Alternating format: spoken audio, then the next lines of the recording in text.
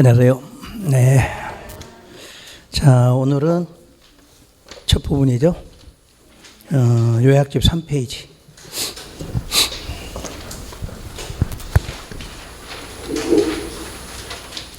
오늘하고 다음 주를 잘 해놓으시면 다음 달에 문제풀이 들어갈 때 아주 편하실 거예요. 여러분들 공부하다 보면요, 앞부분들이 잘 안 돼. 앞부분이 안 돼갖고 자꾸 힘들다 그러는데, 그래서 오늘 그 두 주를 해줄 거니까 요 앞부분 잘 하시면 여러분들이 이제 뒷부분도 잘 넘어갈 거예요. 왜냐면 여러분들이 항상 문제를 풀더라도, 이제 공법 문제는 41번부터 나와요. 41번. 그럼 41번부터 잘 풀리면 어떻게 해요? 그 다음도 잘 풀리지. 근데 41번 딱 막혔어. 그럼 그 다음부터 이제 안 풀어지는 거야. 그 공부는 무조건 41번하고 42번 문제를 무조건 맞추려고 생각하게 하셔야 돼. 원래 부동산 공법에서 국토계획법이 12문제가 나와요. 12문제. 근데 공부를 좀 하신 분들은 9개를 맞추게 돼 있어. 9개를. 그 정도로 다른 법에 의해서 문제가 좀 쉽게 나와. 왜냐하면 세부적인 법이 아니기 때문에 여러분들 문제 배운 그대로 출제가 되기 때문에 누구나 합격하신 분 보면 이렇게 9개를 맞춰. 근데 9개인데 하필 여기서 3개 중에서 여기가 막히면 뭐 뒤에는 꽝이 되는 거지. 근데 이제 대부분 41번은 용어 문제가 나오고 42번은 광역도시계획 문제가 나와. 근데 그게 기본적으로 풀면 나머지는 쭉쭉 풀어져. 그러니까 여러분들이 이 앞부분 이번 2주 동안에 계획 파트까지 전부 끝나니까 정확하게 좀 정리를 하시도록 하고, 3페이지 보시면 3페이지는 시험 문제 출제할 부분은 없어요. 그냥 상식으로 좀 알아주기 때문에. 그러면 이제 1장에 보니까 이렇게 써 있을 거예요. 자, 부동산 공법의 총설 이렇게 써놨어. 그럼 우리는 이제 늘 배웠듯이 부동산 공법을 다른 말로는 토지공법이라고도 한다. 그럼 부동산 공법이든 토지공법이든 전부 무슨 법에 영향을 받았냐면 행정법에 의해서 만들어진 법이다 이렇게 보시면 되고, 그러니까 우리가 쓰고 있는 용어들이 대부분 어디에서 행정법에 있는 그 체계에서 전부 나온 거다 이렇게 보고, 다시 행정법 중에서는 행정작용법에 해당한다 이렇게 돼 있어. 그래서 앞으로 체계가 행정작용이라는 말이 나오면 무슨 법? 행정법에 있는 내용 이렇게만 알고 계시면 돼. 원래는 행정법은 행정조직법도 있고 행정구제법도 있는데 그런 거 이제 무시하고 무조건 행정법은 3개 파트 중에 행정작용법, 요게 우리의 시험 과정에 들어와 있다 이렇게 보시고, 자, 끝에 이렇게 공법이라고 하는 법은 항상 누가 누구한테 일방적으로 하는 거예요? 행정청이 우리 일반 국민들한테 항상 일방적이고 강제성을 갖고 있고, 즉 일방적 강제력이다 그 말은 묘하려고 규제하려고 만든 법이다 이렇게 말하겠죠. 행정청은 이제는 아시겠죠? 행정청은 누군지 몰라요? 여러분 책에 책에 넣어놨어. 8페이지 한번 펴보세요. 8페이지 맨 위에 있나요? 응? 참고사항에서 행정주체와 행정청 이렇게 써놨나요? 이제 그거 보시면 내가 필기하실 필요는 없어. 다시 한 번만 해드릴 거니까 첫 번째니까. 거기에는 행정주체라는 말하고 행정청이라는 용어를 써놨죠 지금. 그러면 우선 행정청을 알려면 크게 2개를 구분하는데 국가가 있고 그리고 지방자치단체에서 줄여서 지자체라고 말하죠. 그럼 국가라는 것은 실체는 없기 때문에 대신하는 사람을 누구라고 그래요? 중앙행정기관이라고 그래. 그럼 우리는 중앙행정기관이란 그럼 그거 써놨어. 거기에 18개 부가 있죠. 그다음에 무슨 처라는 게 있지. 또 무슨 청이 있어. 그런 것들을 전부 중앙행정기관이라고 그래. 그럼 보통은 부 그러면 국토교통부 이런 거지. 처 하면 법제처 이런 거, 법제처, 뭐 식품안전처 이런 것들. 청은 뭐 있어? 청은 좀 무서워. 검찰청, 경찰청 이런 거지. 그런 것들이 전부 무슨 기관? 중앙행정기관이다 이렇게 불러. 그래서 이제 여기에서 중앙행정기관 나오고, 그러면 지자체라고 할 때는 지자체는 두 개로 나누면 광역이 있어. 광역자치단체, 그리고 기초자치단체, 이렇게 두 개가 있어. 그럼 광역자치단체란 뭐를 말하죠? 시나 도라는 걸 말해. 시도. 그러면 기초자치단체는 시, 군, 구라는 걸 말하죠. 자, 요것만 아마 안 써졌을 거야. 거기에. 그죠? 시도인데 밑에가 거기다 한번 표시하세요. 기초하면 뭐라고? 시, 군, 구. 그거 하나만 써 놓으시면 돼. 자, 그러면 여기까지가 이제 뭐냐면, 이거는 행정청이 아니라 이걸 뭐라고 불러? 행정주체라고 그래. 이걸 행정주체. 그러면 행정청은 여기에 장을 말해. 장부터는 뭐로 본다? 행정청으로 봐. 그러니까 행정주체인지 행정청인지를 구분하셔야 돼.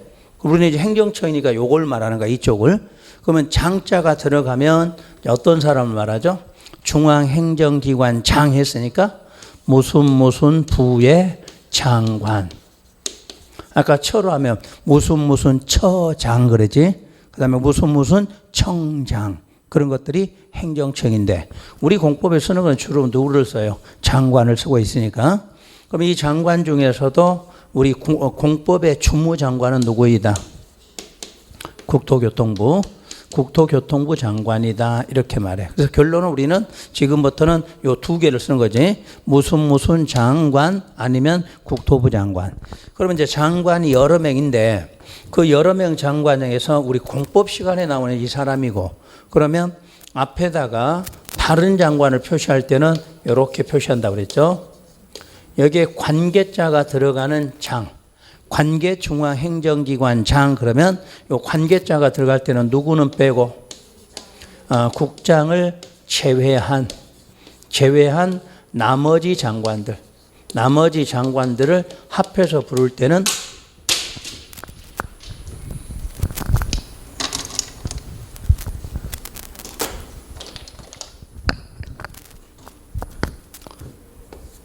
그럴 때는 앞에다 뭐를 붙여줘? 관계. 그럼 관계자가 들어가면 아까 18개 장관 중에서 국토부 장관을 뺐다는 얘기고, 처나 청도 다 해당된다, 이렇게 보시면 돼. 뭐가 들어가면? 관계자가 들어가면.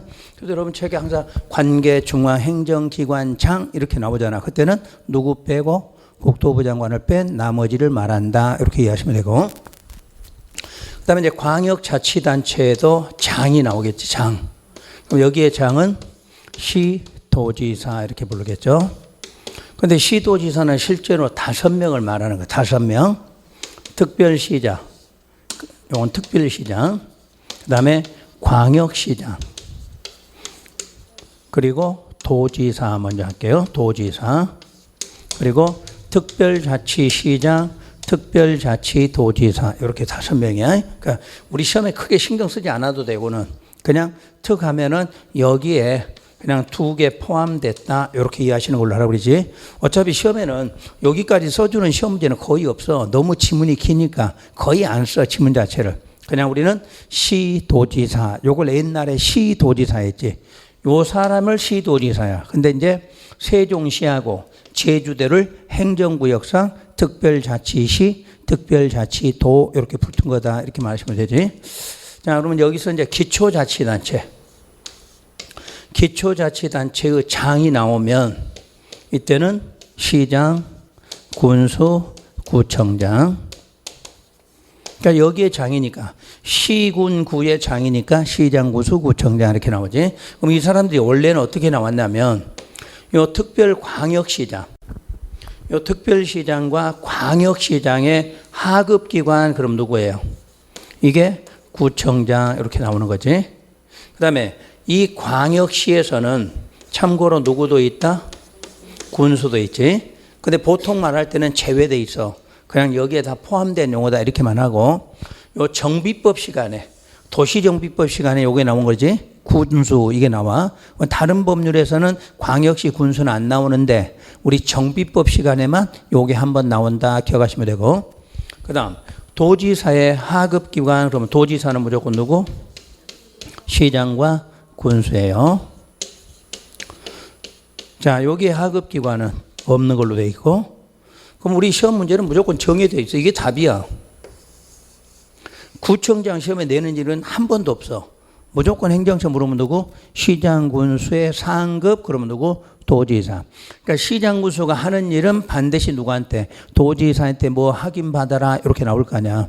그럼 반대로 도지사 나오면 무조건 누구? 시장군. 요것만 딱 머릿속에 넣으시면 돼. 행정청이라고 해봤자 결국은 우리 시험에 쓰는 거는 요 과정이다 이렇게 기억하시고, 그 다음에 이제 시장 중에는 거기 써진 게 무슨 시장? 특례시장과 대도시 시장이 있는데, 요거는 20대 국회가 일을 안 해서 없어졌어.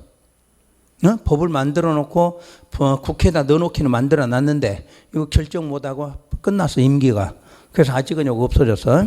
그럼 현재는 대도만 남아있죠. 대도라는 게 얼마예요? 인구가 50만. 그럼 50만 이상의 시를 대도시라고, 그 시장을 대도시장. 원래 특례시는 인구 100만 이상, 그러니까 50만 100만으로 만들었는데 요 창원시가 해당되잖아. 창원시가 요 특례시. 창원시가 특례시가 되면 뭐과 같아? 요 특별광역시와 지위가 같아져. 그러니까 그렇게 해서 만들려고 했는데 무산이 돼서 창원시는 지금도 무슨 시? 그냥 대도시로 돼 있죠. 대도시. 그럼 이렇게 만든 이유는 이 시장들은 누구하고 상관없이, 도지사 상관없이 이 직급과 같은 경우로 해결한다 이 말이거든. 그래서 서로 대도시나 특례시가 되려고 하는 이유는 도지사 간섭 안 받고 독립적으로 할 수 있다 요러려고 만들어진 거예요. 요거는 무조건 일반시에서 요거 나오면 도지사 상관없다 기억하고, 이미 특례시는 없어졌으니까 이제는 해결할 필요 없고. 그럼 요 책은 이제 그 전에 3월 달에 만들었으니까 국회가 일할 줄 알았지? 할 줄 알았는데 안 하고 없어졌어, 특례시라는 거는. 그래서 지금 다시 만들고 있어요.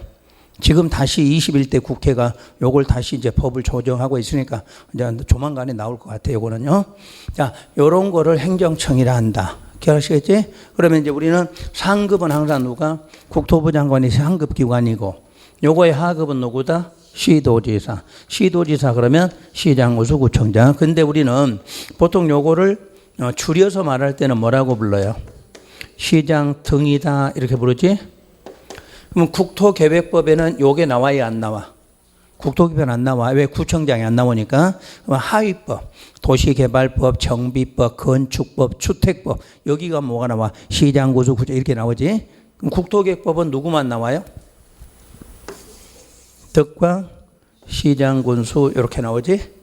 그러니까 법에 따라 국토계획법은 특광, 시장, 군수야. 하위법에 가면 특광 대신에 누가 나와? 구청장, 시장, 군수 이렇게 나온다는 얘기지.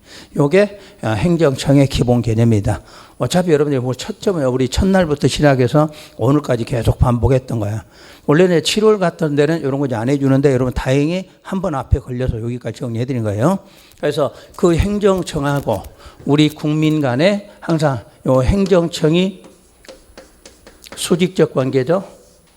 자, 사법은 어떻게 돼요? 사법은 수평적 관계야. 공법은 수직적 관계다. 무조건 일방적이다. 이렇게 보시면 돼요.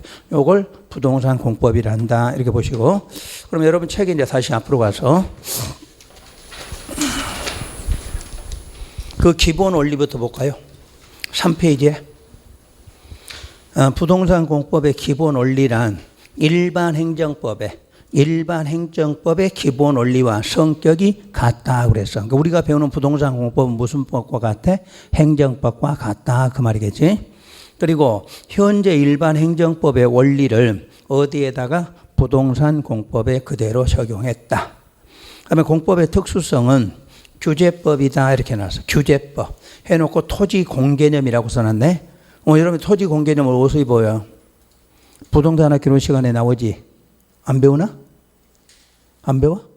배우지. 부동산 학개론에서. 우리 공법에도 이게 나와. 토지공개념이.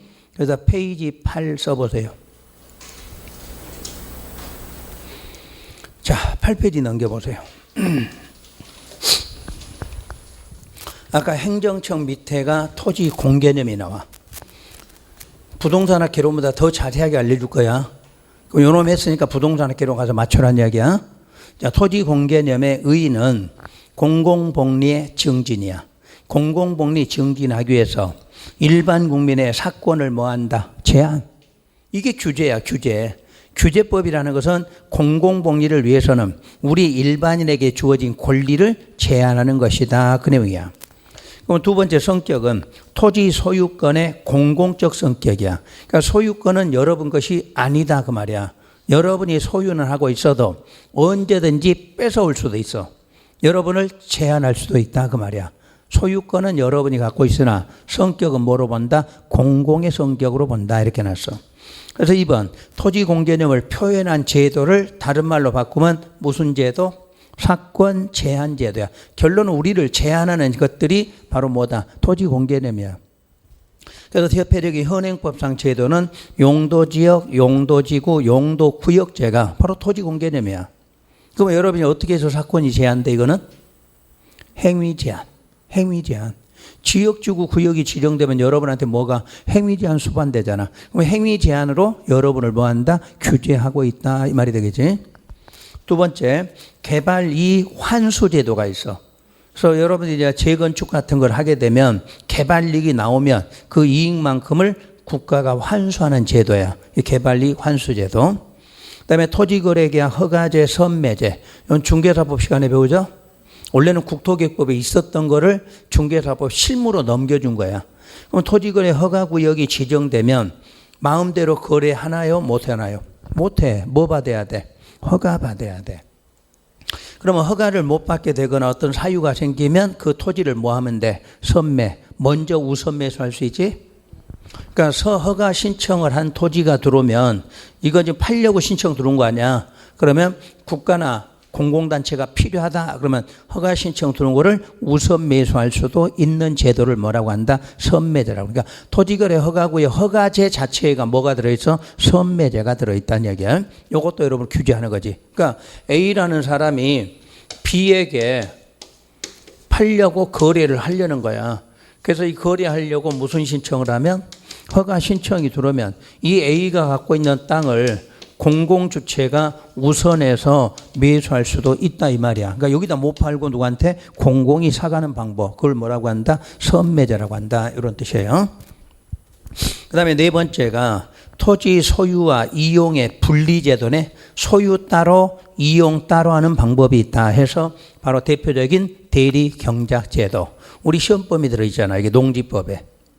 그러니까 농지는 내가 소유하고 있는데 농사는 내가 짓는 게 아니라 다른 사람이 짓는다 이런 뜻이야. 소유하고 뭐가 이용이 분리가 돼 있어. 그다음에 시업의 대행제도는 산지법에 있어. 산지법에. 이거 적을 필요도 없어. 그냥 있다는 것만 알면 돼. 그러면 여러분들이 산림 소유자야. 그러면 여러분 산림 소유자인데 여러분들이 막 나무 심고 직접 할 수 있나? 없지. 대행해. 나무 대신 심고 가꾸는 거를 대행해 주는 걸 시업 대행제도다 이렇게 말해. 그렇게만 알고 있으면 되고. 그다음에 공시지가 제도. 이것도 여러분 사건을 제한하잖아. 우리 국가가 요거 규제하는 거잖아. 모든 대한민국 땅에 대해서 공시지가를 정해놓고 뺏어갈 때마다 뭐로 기준? 공시지가 기준에 이것도 우리 사건 제한하는 제도다 그런 뜻이야. 요건 현행법상 현재 남아있는 제도야. 그럼 참고로 폐지된 제도도 있어. 요걸 부동산학 개론에서 또 출제 한번 한 적 있지. 폐지된 제도를 바로 토지초과 이득세 징수하는 거. 그다음에 토지거래계약에 신고제도 있었어. 근데 신고제는 폐지하고 지금 허가하고 선매만 남아 있는 거지. 그리고 토지 소유와 이용의 분리제도인 유유지 제도가 있었어. 이 유유지 제도도 폐지가 됐어. 그리고 택지 소유 상한제. 특히 이게 대표적인 우리 헌법에 위배됐다고 해서 폐지된 거지. 내가 돈 갖고 있는데도 택지를 내 마음대로 소유를 못하게 되어놨어. 660까지만 소유하게 해놨어. 그럼 공산국가다 그래갖고 이거는 폐지하자 해서 폐지했다는 이야기야. 이런 제도는 무슨 제도? 폐지된 제도야. 우리 시험에서 현행법상 제도 묻기도 하고 또 폐지된 제도를 묻기도 하고 그래. 근데 공법보다는 부동산 개론에서 더 많이 시험을 냈지. 요거는 그러니까 참고로 토지 공개되면 정확하게 기억을 해 두시는 게 좋을 것 같아. 왜냐면 간혹가다 우리 공법에서도 나왔는데 이제는 요즘에는 주로 부동산 개론 쪽에 이걸 많이 내고 있다 이렇게 보시면 돼요. 자, 그럼 다시 앞으로 넘어와. 그럼 이해만 됐으면 나중에 토지 공개되면 한번 쭉 읽어만 주면 돼. 그 다음에 두 번째 성격은 계획법이라고 그래. 참고로 그 공법의 특수성 그랬나요? 특수성은 옆에다 가로하고 성격 이렇게 써보세요. 특수성이라고도 부르고 성격이라고도 불러. 혹시 또 성격으로 물었는데 대답 못하지 말고. 그러면 성격에는 두 번째가 계획법이야. 그러니까 공법이라는 것은 규제를 해야 되니까 말로 해서는 안 돼. 뭐로 시작해서 뭐로 끝나? 계획으로 시작해서 계획으로 끝나는 게 공법이야. 그래서 우리는 행정계획. 행정계획은 누가 만들어? 행정청이 만든 계획이라는 얘기야. 그러니까 계획으로 시작하는데 우리가 만드는 게 아니라 행정청이 만드는 계획이라 해서 행정계획. 곧 배우게 돼요. 그 다음에 공용부담법. 자, 공용부담법 밑에다는 페이지 5라고 쓰세요. 자, 오늘은 이제 넘겨서 미리 할게. 자, 5페이지 가면 공용부담이 나와요. 이것도 우리 시험에 나오는 거는 내가 체크할 테니까 나머지는 그냥 듣기만 하시면 돼. 그러니까 집에 가서 공부하실 때도 지금은 한번 쭉 설명해 줄 거니까 체크해놔라. 그럼 그것만 공부하시라는 얘기야. 쓸데없이 다른 거 하지 말고. 우선 공용부담의 개념이 나와. 그럼 공용부담의 개념은 목적이 무슨 사업일 때? 공익이야. 그러니까 무조건 공용이라는 단어가 들어가면 공익사업해야 돼. 혹시 공익사업이 내가 뭐라고 한 적이 있었죠? 공익사업이? 공익사업은 국방, 군사. 국방, 군사에 관한 사업이야. 그러니까 대한민국 요즘에 이제 말 터지고 있지 계속. 북한 놈들이 지금 뭐 막 참 무슨 우리 6.15 뭐 집 하나 지어놓은 거 그것도 막 폭파하고 그랬잖아. 그래서 우리는 대한민국 최우선이 국방, 군사에 관한 사업을 공익사업이라고 그래. 그리고 국가나 지자체가 하는 사업 또는 우리 공공기관 이런 것들이 사업을 하면 전부 다 무슨 사업? 공익사업으로 본다 이렇게 놨어. 그리고 다른 법률에 의해서 하는 사업, 법률에 의해서 하는 사업을 전부 뭐로 봐? 공익으로 봐. 그러니까 의미가 굉장히 넓어. 개수로 하면은 300가지가 넘어 종류로는. 그러니까 우리는 종류 알 필요 없고 요렇게 하는 걸 무슨 사업이다? 공익사업이라고 그래. 그러면 이런 공익사업에 대해서만큼은 객체가 누구냐? 우리 일반 개인들이야. 당하는 쪽이야.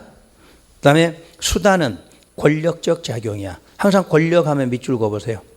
권력이란 뜻이 일방적이고 강제적이란 뜻이야. 행정청이 권력이 있다는 걸 말하잖아. 권력이 있다. 여러분 권력이 있다는 게 뭐라고? 일방적이고 강제적으로 지 마음대로 하는 걸 권력이라고 그래.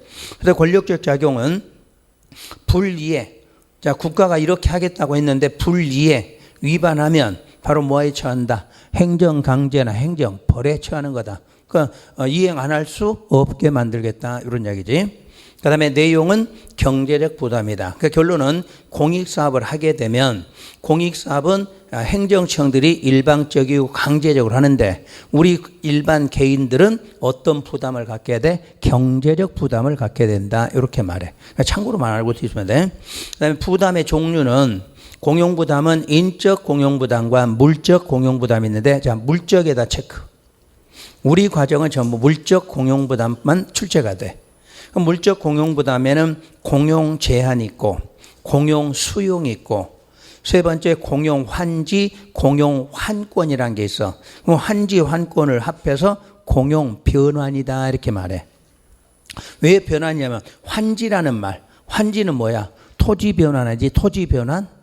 그 다음에 환권은 뭐야? 권리 변환이지. 변환되는 거를 두 개로 나눠서 환지가 있고 환권이 있다 해서 그걸 합해서 공용 변환 이렇게 말해.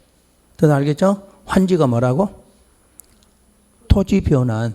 그러면 여러분 기본국에서 뭐에서 뭐로 변환돼? 전답 임야가 대지로 변환돼. 그게 그 환지잖아. 변환됐지? 환권은 소유권에서 입주권이나 분양권으로 바뀐 다음에 다시 소유권 바뀌려잖아. 그게 바로 환권이야. 무슨 사업? 재개발, 재건축이지? 그렇게 나온다는 뜻만 알면 돼. 시험에서 자세한 내용 묻진 않으니까. 그 다음 2번으로 내려서 공용제한 체크. 그러면 공용제한에는 3번에 오면 종류 체크. 종류 오면 5개 있어. 5개에서 기역, 니은 묶어서 체크. 그것만 우리 시험범위야. 공용제한은. 그럼 이제 사용제한, 공용사용 있나요? 기억에가? 이거는 타인 토지 출입 및 일시 사용이라고 나와 있어. 그럼 행정청들은 타인의 토지를 공익사업일 때는 어떻게 할 수 있어? 일방적이고 강제적으로 출입할 수도 있고 사용할 수도 있다 이렇게 놨어. 그때 우리 점유자들은 무슨 의무? 수인의 의무가 있다. 그래서 손실보상한다 이걸 배웠나요? 안 배웠나요? 배웠잖아. 출입하는 거. 그러니까 우리는 타인 토지 출입하면 학문상 용어는 뭐다? 사용 제한 공용 사용이야. 그럼 왜 이름을 두 개로 했느냐? 행정청 입장과 우리 개인들의 입장이 있다 그 말이지. 우리 개인은 무슨 제한이야? 사용 제한. 내 땅 내 마음대로 못 하잖아. 사용 제한 받잖아. 그럼 행정청 뭐야? 공용 사용이잖아. 공적인 용도로는 마음대로 쓸 수 있다 이런 말이야. 그러니까 그 용어를 외우지 말고 뜻으로 해. 항상 공법은 누구하고 누구의 관계? 행정청과 일반 국민이야. 그러니까 행정청이 강제적으로 하는 것은 공용 사용이고 남의 땅 가서 공용적 사용하잖아. 우리는 반대로 사용을 뭐해? 제한을 받잖아. 그래서 우리 시험에서 타인 토지 하면 학문적으로는 원래 공용 제한, 그 중에서 사용 제한 또는 공용 사용 이렇게 말해. 그 다음에 니은의 부담 제한은 계획 제한이라고도 써놨네. 바로 우리가 배우는 관리계획. 관리계획 6가지 중에 특히 용도지역, 지구재 등이 지정되면 뭐를 받게 돼요? 행위 제한을 받게 돼. 그럼 행위 제한을 받을 때 우리는 무슨 제한? 부담. 우리가 받아야 되니까 부담 제한이야. 행정청은 제한할 때 뭘로 제한했어? 계획으로 제한했지. 무슨 계획으로? 관리계획에 의해서 제한한 거잖아. 그래서 계획 제한이야. 그러니까 우리는 행위 제한을 뭐해? 부담. 우리가 받아야 될 제한이고 행정청은 뭘로 제한했어? 계획으로 제한했어. 그래서 부담 제한, 계획 제한. 뭐가 나올지는 몰라 시험에서는. 그러니까 두 가지 이름 정도 기억하고. 그 다음에 참고로 리을에 곡물 제한 있나요? 그건 이제 적지는 말고 한번 들어만 봐. 그 곡물 제한이 타인의 토지를 도로로 사용할 때 토지 소유자는 사용 수익을 금지한다 이렇게 써놨지. 그 옆에다 혹시 가각전제 이렇게 써봐요. 시험에는 안 나오는데 한번 기억은 해봐.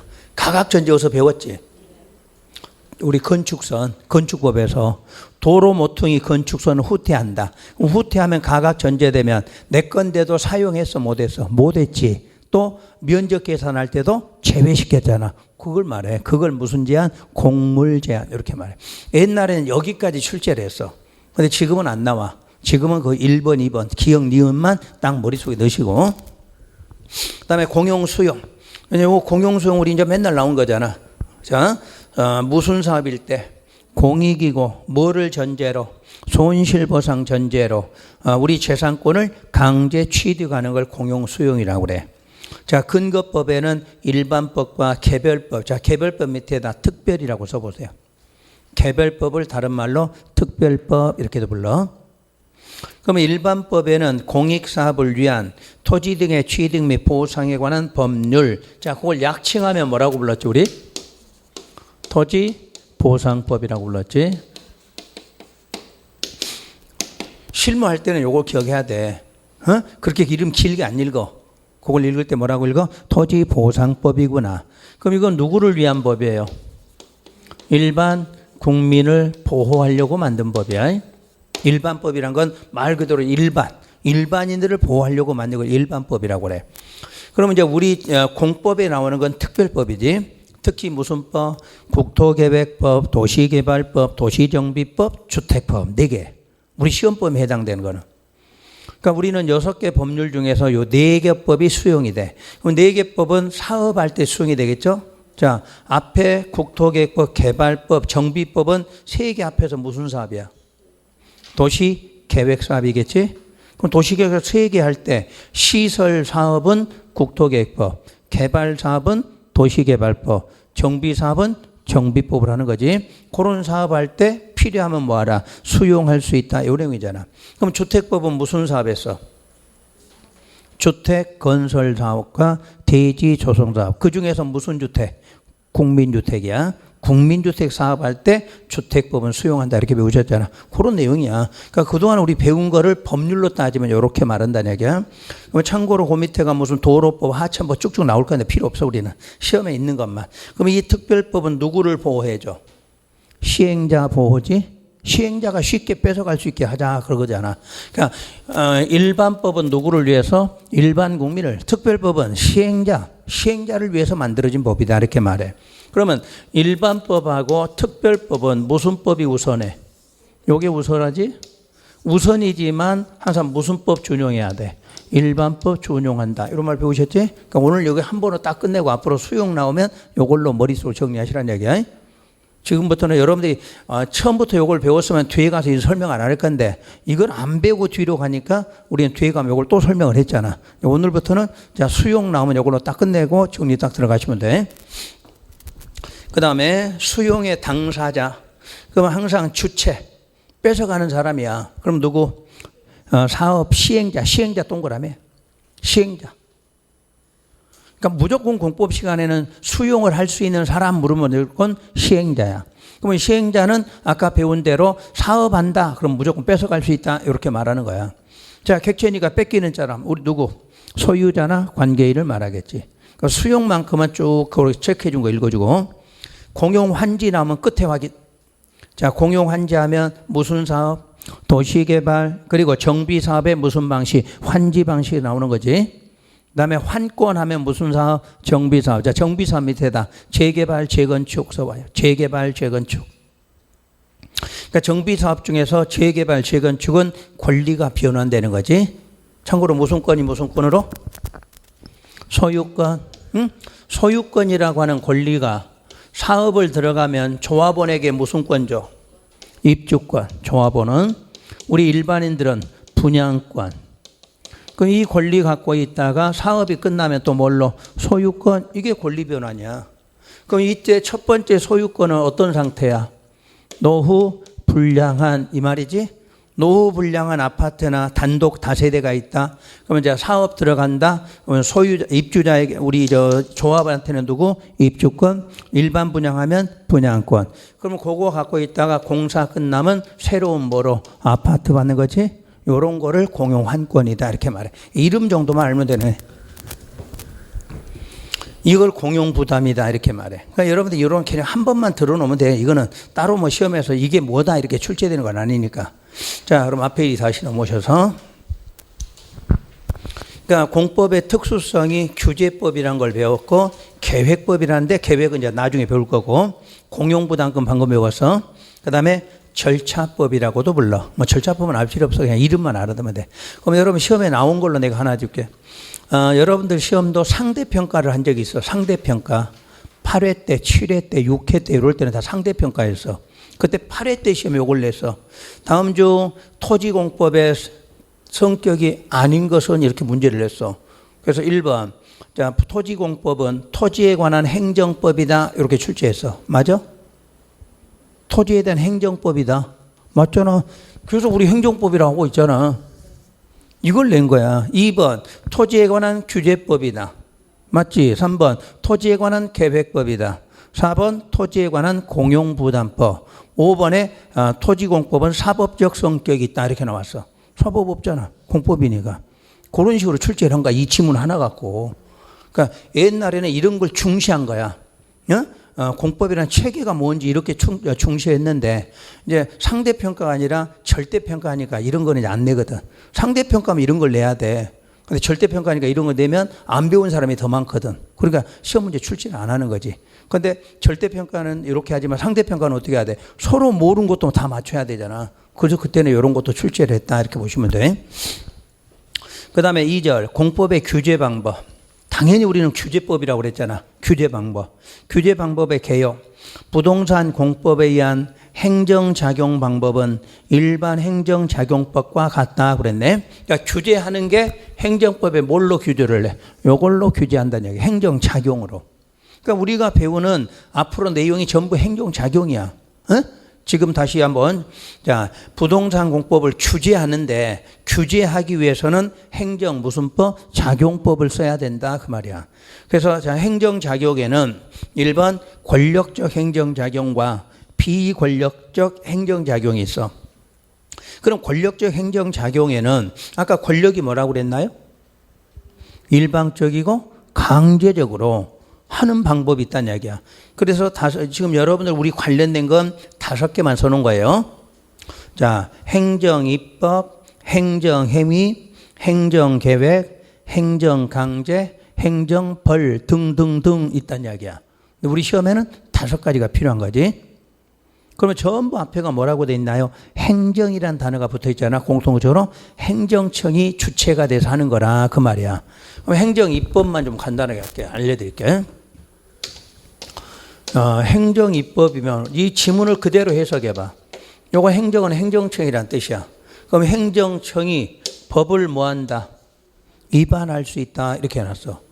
행정청이 법을 뭐해? 위반한다 이렇게 해놨어. 근데 실제로 법은 누가 만들어요? 국회의원. 그럼 국회의 끝발이 센 이유가 그거냐? 법을 만드는 쪽이야.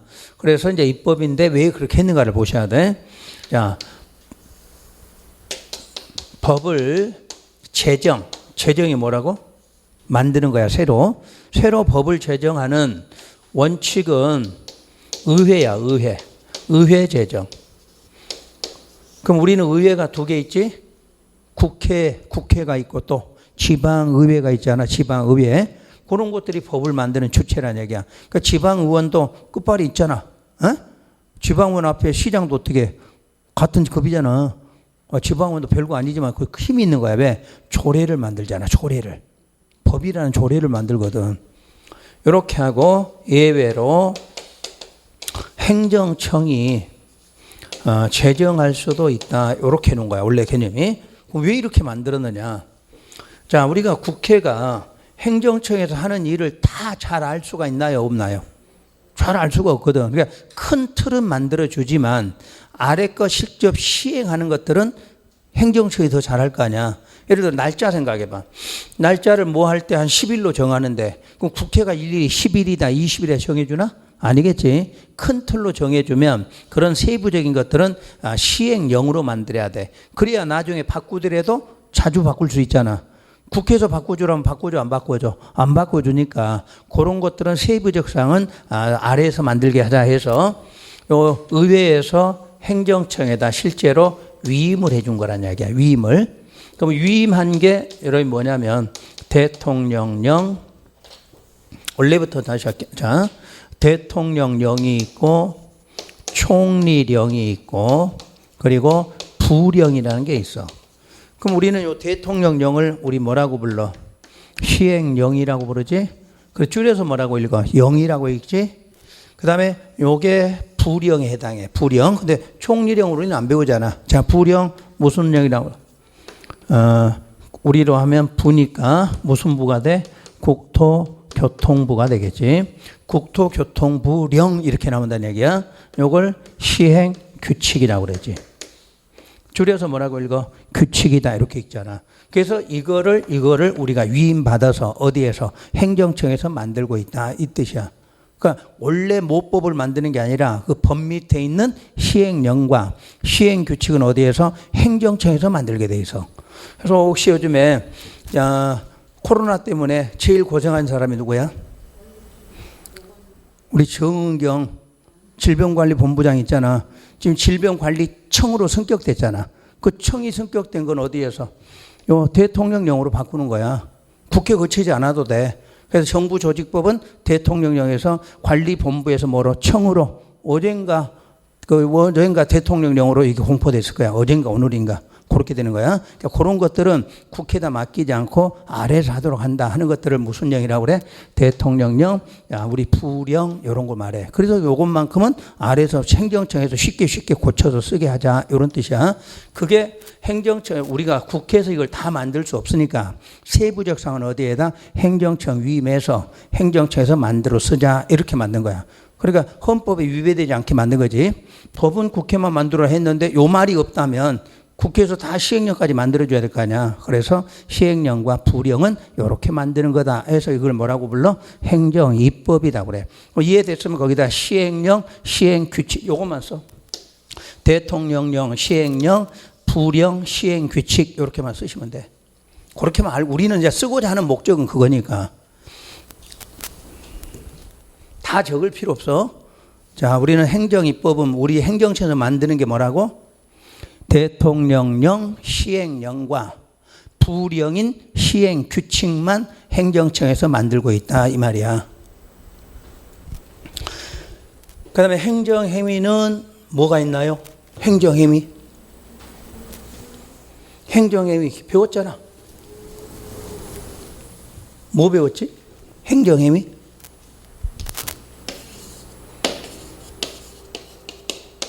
배워놓고도 모르지 지금. 허가인가? 이게 행정행위잖아. 기억나 이제는? 여기다 이렇게 하고 행정행위 옆에다 요 이름만 써.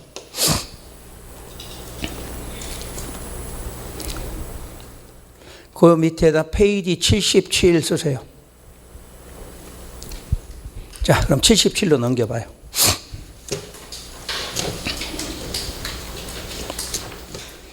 (77에) 행정행위가 나와 있나요? 있어? 좋은 책이지? 어? 행정법 내용까지 다 옮겨와서 써놨어, 정리를. 그러니까 앞으로 학교 가셔도 이거 절대 버리지 말라는 이야기야, 이 책은. 네? 여러분들 항상 써먹게 돼 있는 책이니까. 그럼 행정행위라는 것은 크게 법률행위적 행정행위가 있고 준법률행위적 행정행위가 있다, 이렇게 구분을 해. 그래서 우리는 준법률 쪽은 우리 시험하고는 상관이 없어. 바로 법률행위적 행정행위만 사용해. 그게 다시 나눠지면 명령과 형성적 행위로 나눠져. 그 명령의 허가에만 딱 굵은 표시가 돼 있네. 우리 필요한 건 그거밖에 없다는 이야기야. 그리고 형성적에는 특허와 인가라는 게 굵은 것이 나와 있어. 우리 과정은 원래 허가 인가인데 대부분의 인가는 특허의 성격이다, 이렇게 배우기 때문에 그 특허를 굵은 것이 해놓은 거야. 그러니까 원래는 이제 명령적 행위에는 하명, 허가, 면제 이런 건데 우리 공법 시간에 뭐만 쓴다고? 허가만 사용해.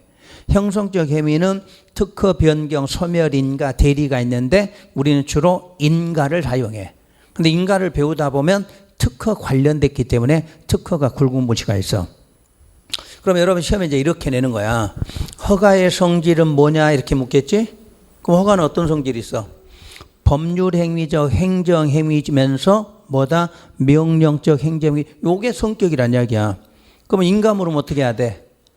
법률적 행정행위인데 형성적 행정, 이렇게 대답해야 되겠지? 그렇게 출제한 거야 시험에서. 그러니까 가지는 알아야 돼. 종류는 허가나 인가는 원래 무슨 행위다? 법률행위적 행정행위다. 근데 두 개로 나눠지는데 허가는 명령이고 인가는 형성적이다. 이렇게 나와요. 거기까지는 구분하라는 얘기야. 이게 건축법 건축 허가 낼 때 이걸 시험을 낸 거야. 어디서 나올지는 모르지만 주로 이런 성질은 건축법에서 문제 내는 거야. 그럼 밑으로 내려와 봐요 이제. 그럼 거기에 허가와 인가, 특허가 표시되어 있어. 자, 허가는 배운 대로 뭐야? 상대적 금지를 해제하는 거지. 그러니까 허가 받아야 될 행위 자체는 원칙은 무슨 행위야? 그러지? 이렇게 써보지. 허가라는 말이 상대적 금지를 해제한다 이렇게 나오면, 뜻을 해석하면 우리가 허가를 받아야 될 행위는 원칙은 무슨 행위다? 금지잖아. 금지. 근데 금지 행위인데 허가를 받으면 금지가 뭐 돼서? 해제가 돼서 이렇게 되는 거지. 해제가 돼서 우리는 어떻게 할 수 있어? 적법하게 할 수 있다. 그게 허가 행위야. 그러니까 허가 받으면 무슨 행위가 돼? 적법이 된다. 이런 의미야. 그런데 누구나 하는 건 아니다 그랬지? 상대적이란 뭐가? 요건이나 무슨 기준이 있으면 그거 맞은 사람만 허가해 준다. 이렇게 배웠지? 여기 허가야. 인간은 몰라도 돼. 우리 공법에서는 무조건 우리는 허가만 알면 돼. 허가. 그럼 허가 아닌 건 뭐다? 인가다. 이렇게 찾으면 돼. 그럼 허가는 사적이야, 공적이야? 그래, 사적. 그 말 기억하면 되지. 사적인 행위일 때. 인간은 반대로 뭐야? 공적일 때. 요건 행위잖아. 그러니까 우리는 두 개밖에 구분을 안 해. 공법 시간에는 사적, 공적이야. 자, 그럼 공적으로 할 때는 뭐 받아서? 인가 받고. 자, 개발 사업, 정비 사업, 자, 시설 사업 전부 뭐 받아야 돼? 인가 받아야 되잖아. 그럼 건물 짓는다? 뭐 받아야 돼? 허가 받고. 그거 두 개밖에 없는 거야. 근데 인간은 시험에 알 필요 없어. 무조건 허가 개념만 알면 돼. 왜? 우리하고 관련된 규정이니까 이건 정확하게 알아라는 얘기야. 또 알겠죠, 이제? 앞으로 이제 허가 지문이 나왔어. 그러면 원래는 무슨 행위? 금지 딱 그래야 돼. 금지. 금지인데 뭐를 받아? 허가. 요 순서 기억하라는 얘기야. 허가 받으면 금지가 뭐돼? 해제되면 뭐 어떻게 한다? 적법하게 한다. 요걸 허가라고 한다. 이 뜻이야. 그러나 누구나 허가해 주는 건 아니다. 뭐 갖추면? 기준이나 요건을 갖춘 사람만 이렇게 하겠지. 그 다음에 이제 인간은 보니까 뭐라고 돼 있어? 보충행위지? 보충행위. 이제 그건 이제 해석하기 이르겠지. 우리가 시설 사업을 하려면 인가를 받지 지금?